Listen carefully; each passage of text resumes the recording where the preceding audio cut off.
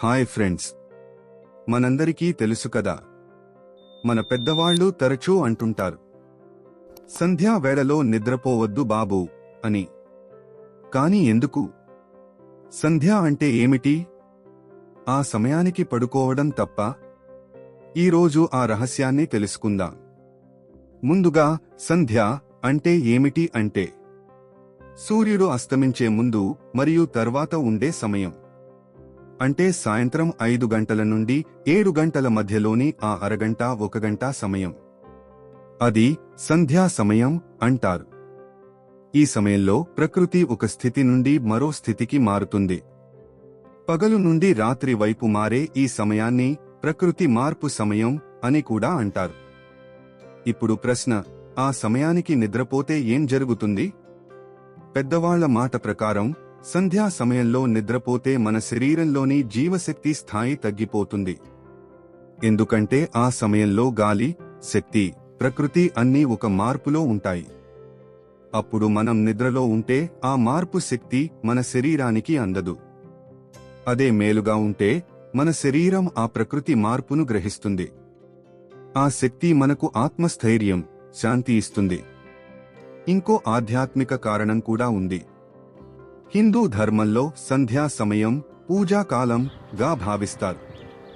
అప్పుడు దేవతలు భూమిపైకి వస్తారని నమ్మకం. ఇందుకే పూజలు, దీపాలు, సంధ్యా వందనం ఆ సమయంలో చేస్తారు. ఆ సమయానికి నిద్రపోవడం అంటే ఆ దైవ శక్తిని నిర్లక్ష్యం చేయడం అని భావిస్తారు. అందుకే పెద్దవాళ్లు చెబుతారు, ఆ సమయానికి మేలిగా ఉండి దీపం వెలిగించాలి, ప్రార్థన చేయాలి. ఇక శాస్త్రీయంగా చూస్తే కూడా కారణం ఉంది. మన శరీరంలోని బయోలాజికల్ క్లాక్ ప్రకారం సాయంత్రం సమయానికి శరీరం రాత్రి మోడ్కు మారడానికి సిద్ధమవుతుంది. ఆ సమయంలో మనం నిద్రపోతే రాత్రి నిద్ర సరిగా రాదు.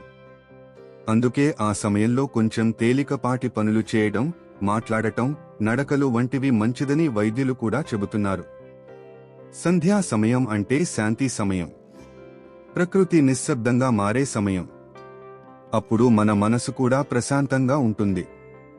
అందుకే ఆ సమయాన్ని జపం, ధ్యానం, ప్రార్థనకు ఉపయోగిస్తే మనకు ఎంతో శాంతి కలుగుతుంది. కాబట్టి ఫ్రెండ్స్, ఇక ముందు నుంచి సాయంత్రం సంధ్యా వేళలో నిద్రపోవడం మానేయండి. ఆ సమయాన్ని మీ ఆత్మ కోసం, శాంతి కోసం ఉపయోగించండి.